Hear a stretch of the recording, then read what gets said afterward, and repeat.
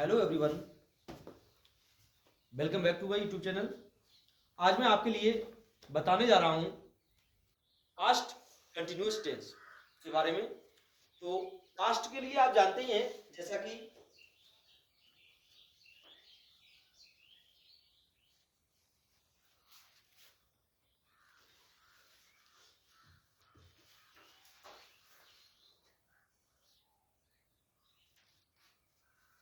आप लोग बोर्ड पे देख रहे हैं, पास्ट के लिए कहते हैं भूत, ठीक है। कंटिन्यूअस के लिए कहते हैं लगातार। कुछ लोग तो लगातार कहते हैं, लेकिन कुछ लोग इसे जारी कहते हैं। तो चाहे लगातार कह लो या फिर जारी कह लो, और टेंस मींस होता है आपका काम। ये आपका जो टेंस हमने बताए हैं उसके दूसरे का 2 नंबर है, ठीक है। उसके अंदर आता है तो पास्ट कंटिन्यूअस टेंस है ये, जिसको हिंदी में हम भूत लगातार काल या फिर भूत जारी काल कहते हैं, ठीक है। इसका आइडेंटिफिकेशन की बात करेंगे अगर हम, तो आइडेंटिफिकेशन इसका इस प्रकार से है, अर्थात पहचान इसकी इस प्रकार से है कि हिंदी के इन वाक्यों के अंत में रहा था, रही थी, रहे थे आदि शब्द आते हैं एवं कार्य भूतकाल में जारी रहना पाया जाता है। ये तो इसकी आइडेंटिफिकेशन हो गई। और अगर अफर्मेटिव में इसके रूल्स की बात करेंगे तो कहेंगे कि इन हिंदी वाक्यों का अंग्रेजी में अनुवाद करते समय मेन वर्ब की फर्स्ट फॉर्म के साथ आईएनजी फॉर्म जोड़ी जाती है। आईएनजी फॉर्म इसमें अवश्य जोड़ी जाती है मेन वर्ब की फर्स्ट फॉर्म के साथ, लेकिन कभी कभी क्या है, आईएनजी फॉर्म ना जोड़ते हुए भी ये सेंटेंस कंटिन्यूअस परफेक्ट पास्ट में, पास्ट इसका मतलब पास्ट कंटिन्यूअस हो जाता है। किस तरह से, कुछ वर्ड्स ऐसे होते हैं जो न्यू टाइम दिखाते हैं, ऐसे वर्ड्स के लिए जब भी यूज करेंगे तो वहां पर आईएनजी फॉर्म नहीं जोड़ते हैं। ये बहुत कम होता है, ज्यादातर यही होता है कि मेन वर्ब की फर्स्ट फॉर्म में आईएनजी फॉर्म जोड़ते हैं। साथ में आपका क्या है, इन वाक्यों का अंग्रेजी में अनुवाद करते समय हम इनकी ऑक्सिलरी पर भी विशेष ध्यान देते हैं, अर्थात हेल्पिंग वर्ब जिसे हम सहायक क्रिया हिंदी में कहते हैं, हेल्पिंग वर्ब पे भी विशेष ध्यान देते हैं। हेल्पिंग वर्ब हम देखते हैं इसमें कि ही सी इट हो या कोई सिंगुलर सब्जेक्ट हो, अर्थात एक वचन कर्ता के साथ हम हेल्पिंग वर्ब वाज का प्रयोग करते हैं। और अगर कोई प्लूरल सब्जेक्ट है, जैसे यू है, वी है, दे है, या कोई नाउन है प्लूरल नाउन, तो हम करेंगे क्या, हेल्पिंग वर्ब वर का यूज करेंगे, अर्थात एक वचन कर्ता के साथ वाज का और बहुवचन कर्ता के साथ वर का यूज करेंगे। इस तरह से इनको ट्रांसलेट करेंगे। तो इसके अकॉर्डिंग ही मैं अभी फॉर्मूले और आपके रूल्स बोर्ड पर लिखवाऊंगा। तो समय ज्यादा न लेते हुए मैं अभी रूल्स आपको लिखवाता हूं। हाँ, तो देखेंगे ये आइडेंटिफिकेशन हो गई आपकी। हिंदी में आप लोग जानती हैं, इसे पहचान कहते हैं। हिंदी के इन वाक्यों के अंत में रहा था, रही थी, रहे थे आज शब्द आते हैं तथा कार्य भूतकाल में जारी रहना पाया जाता है। इस तरह से ए नंबर इसमें पार्ट हो गया, ए बी सी 3 पार्ट लिखवाता हूं मैं, आप लोगों को मालूम ही है। तो ए नंबर पार्ट है आपका अफर्मेटिव कह लो या पॉजिटिव कह लो सेंटेंस। कुछ लोग इसे अफर्मेटिव सेंटेंस कहते हैं और कुछ लोग इसे पॉजिटिव सेंटेंस कहते हैं। अफर्मेटिव या पॉजिटिव को हिंदी में सकारात्मक कहते हैं और सेंटेंस को हिंदी में वाक्य कहते हैं। रूल नंबर फर्स्ट आपका है, इन हिंदी वाक्यों का अंग्रेजी में अनुवाद करते समय मेन वर्ब अर्थात मुख्य क्रिया, मेन वर्ब को हिंदी में जानते हैं आप लोग, मुख्य क्रिया कहा जाता है कि फर्स्ट फॉर्म, जिसे प्रथम रूप कहते हैं कुछ लोग, या प्रथम अवस्था कहते हैं। फर्स्ट का मतलब प्रथम, फॉर्म का मतलब रूप या अवस्था में आईएनजी फॉर्म जोड़ दी जाती है। देखो आईएनजी फॉर्म जोड़ दी जाती है। आईएनजी फॉर्म जोड़ने का मैंने यहाँ बार बार जिक्र नहीं किया है। मैंने आईएनजी फॉर्म जोड़ने का नियम जो दिया है वो प्रेजेंट के कंटिन्यूअस टेंस में दिया है। प्रेजेंट कंटिन्यूअस टेंस हमारा वीडियो देख लेंगे तो उसमें आईएनजी फॉर्म जोड़ने का नियम भी आपको मिल जाएगा। आप वहां से देख सकते हैं प्रेजेंट कंटिन्यूअस टेंस का जो भी रूल्स हैं उसमें ही आईएनजी फॉर्म जोड़ने का नियम हमने दिया है, ठीक है। तो यहाँ पर नहीं देंगे बार बार। नेक्स्ट रूल नंबर सेकंड है, ही सी इट या आई या फिर किसी सिंगुलर नाउन। देखो आई प्लूरल में, सॉरी प्रेजेंट टेंस में प्लूरल माना जाता है इसे, लेकिन पास्ट टेंस में इसे सिंगुलर माना जाता है। सिंगुलर सब्जेक्ट होता है आई पास्ट टेंस में, ठीक है। तो यहाँ सिंगुलर हो गया ये, जबकि प्रेजेंट में प्लूरल था। तो किसी सिंगुलर नाउन जिसे हम एक वचन संज्ञा कहेंगे, सिंगुलर को एक वचन कहेंगे, नाउन को संज्ञा कहेंगे, के साथ ऑक्सिलरी। कुछ लोग इसे ऑक्सिलरी कहते हैं, यहाँ पे मैंने ऑक्सिलरी लिख दिया है, और कुछ लोग इसे हेल्पिंग वर्ब भी कहते हैं। ठीक है। तो ऑक्सिलरी को हिंदी में हम कहते हैं सहायक क्रिया, तो वाज का प्रयोग करते हैं। ठीक है। रूल नंबर 3 है आपका यू, वी, दे या फिर किसी प्लूरल नाउन जिसे हम बहुवचन संज्ञा कहते हैं हिंदी में के साथ ऑक्सिलरी, वही आपकी सहायक क्रिया वर्ब का प्रयोग करते हैं। मतलब समझ गए, एकवचनकर्ता के साथ तो हम वाज का प्रयोग करेंगे और बहुवचनकर्ता के साथ हम वर का प्रयोग करेंगे।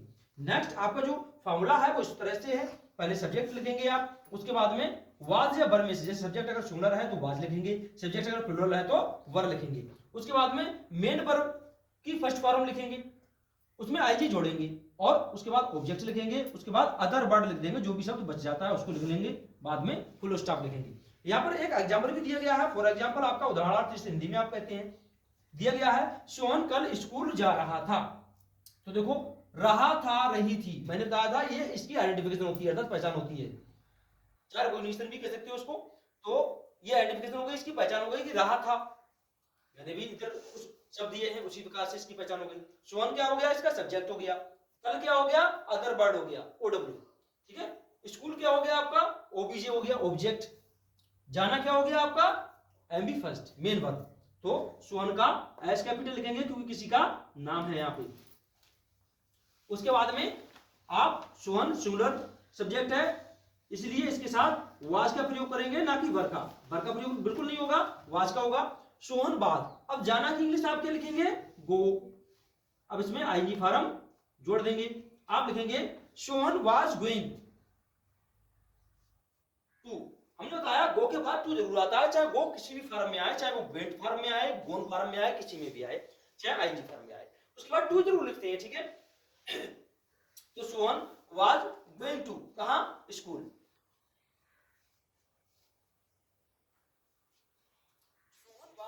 स्कूल कब, कल। देखो बीते हुए कल की बात कर रहे हैं, पास्ट टेंस की बात कर रहे हैं, तो बीते हुए कल की बात करेंगे। बीते हुए कल को हम यस्टरडे कहते हैं, आने वाले कल को टुमारो कहते हैं। तो यस्टरडे,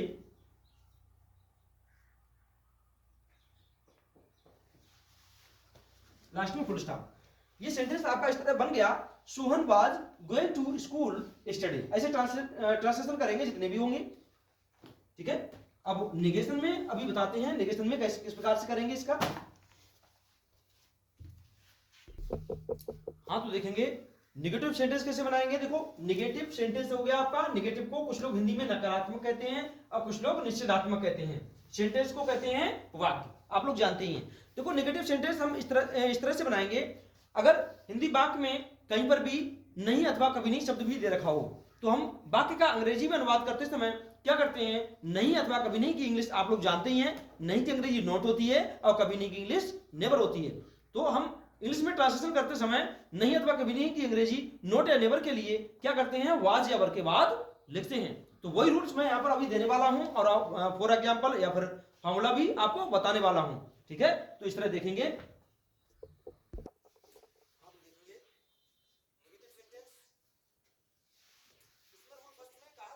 हिंदी वाक्य में नहीं अथवा कभी नहीं शब्द दिया हो तो वाक्य का अंग्रेजी में अनुवाद करते समय इनके अंग्रेजी नोट या नेवर को हेल्पिंग वर्ब, जिसे आप ऑक्सिलरी भी कहते हैं, जिसे सहायक क्रिया हिंदी में कहेंगे, तो हेल्पिंग वर्ब वाज या वर के बाद लिखा जाता है। ठीक है। इसका मतलब क्या हुआ, वाज या वर के बाद लिखा जाता है, मतलब क्या हुआ, मतलब ये हुआ अगर सिंगुलर सब्जेक्ट है आपका तो वाज के बाद लिखा जाएगा नोट या नेवर को। सब्जेक्ट सेंटेंस का अगर प्लूरल है तो वर के बाद लिखा जाएगा नॉट या नेवर को, इस तरह से। तो इसका जो फॉर्मूला है वो इस तरह से है, पहले सब्जेक्ट लिखेंगे आप सेंटेंस का, अर्थात कर्ता लिखेंगे, उसके बाद में वाज या वर, सब्जेक्ट एक वचन करता है तो वाज लिखेंगे, बहुवचन करता है तो वर लिखेंगे। उसके बाद में नॉट या नेवर में से जो भी दिया हो वो लिख लें यहाँ पर। उसके बाद में मेन वर्ब की फर्स्ट फॉर्म लिखेंगे, उसके बाद आईजी फॉर्म लिखेंगे, उसमें जोड़ देंगे मेन वर्ब की फर्स्ट फॉर्म में, फिर ऑब्जेक्ट लिखेंगे सेंटेंस का जो भी आपका ऑब्जेक्ट है, उसके बाद में अदर वर्ड लिखेंगे, कोई शब्द बच जाता है वो, प्लस फुल स्टॉप लिखेंगे लास्ट में। इस तरह से आपके लिए फॉर एग्जांपल भी यहाँ पर दिया गया है, वे अपना काम नहीं कर रहे थे। तो वे अपना काम नहीं कर रहे थे, तो नहीं से क्या हो गया, नेगेशन वर्ड हो गया, ये नेगेशन वर्ड हो गया, तो ये नेगेटिव सेंटेंस हो गया। और वे हो गया आपका सब्जेक्ट, एसयूवी हो गया, और अपना काम पूरा क्या हो गया, ऑब्जेक्ट ओबीसी। और करना कर रहे थे, करना क्या हो गया, आपका मेन वर्ब, ठीक है। तो बनाएंगे इसे, किस तरह ट्रांसलेशन करेंगे, देखो दे की इंग्लिश आप लोग जानते ही हैं, दे होती है। अब दे एक प्लूरल सब्जेक्ट हो गया, इसलिए इसके साथ हम हेल्पिंग वर्ब वर का प्रयोग करेंगे। दे वर, अब करना क्या होता है, डू, तो डू में हम आईएनजी फॉर्म जोड़ देंगे। दे वर डूइंग, क्या, अपना काम। दे के साथ अपने की अंग्रेजी हमेशा हम डियर लिखते हैं, जैसे ही के साथ अपने अंग्रेजी हिज लिखेंगे, शी के साथ अपने अंग्रेजी हर लिखेंगे, और इट के साथ अपने की अंग्रेजी इट्स लिखेंगे। उसी प्रकार यू के साथ अपने की अंग्रेजी योर लिखेंगे, ठीक है। बी के साथ अपने की अंग्रेजी आवर लिखेंगे। उसी प्रकार दे के साथ अपने की अंग्रेजी डियर लिखेंगे, ठीक है। वर्क,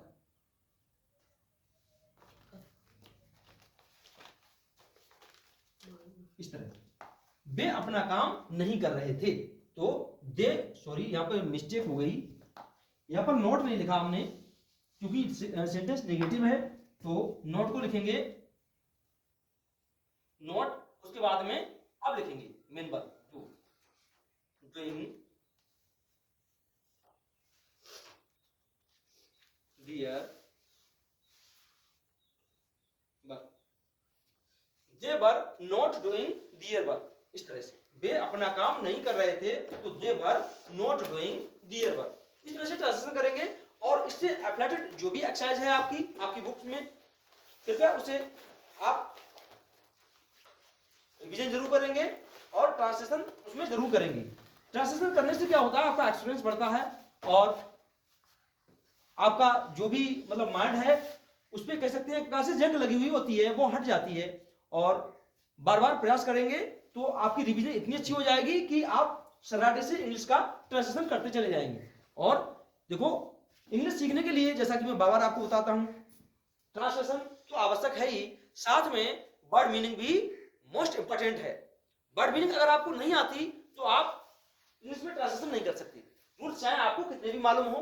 इसलिए वर्ड मीनिंग पे फोकस करें, हम रिक्वेस्ट करेंगे और आपको एडवाइस भी देंगे कि ज्यादा नहीं तो केवल 10 वर्ड मीनिंग पर डे आप विद स्पेलिंग की याद करते रहें, ठीक है। 10 word meaning with spelling, with word meaning अच्छी तरह याद करेंगे, और साथ में जो भी मैं रूल्स देता हूं आपको वो भी रोज की रोज याद करते रहेंगे। पर डे आप याद करेंगे तो आप सरलता से इंग्लिश को सीख पाएंगे। इंग्लिश सीखने के लिए केवल आपको 1 महीने की आवश्यकता है, वैसे लोग कहते हैं, लेकिन लगभग 3 महीने सही प्रकार से इंग्लिश सीखने में लग जाते हैं। इंग्लिश सीखने के लिए मेरा वीडियो सबसे लास्ट वाला देखें, लास्ट वीडियो से देखते हुए आए, ठीक है, इस तरह से, और उसके बाद में ये ट्रांसलेशन वीडियो देखें। और यदि किसी को नेमिंग सिस्टम नहीं मालूम है तो मुझे कमेंट करें, मैं नेमिंग सिस्टम के बारे में भी आपको एक वीडियो दूंगा, ठीक है। तो आज के लिए बस इतना ही। Thank you for watching video, please subscribe my YouTube channel. Thank you.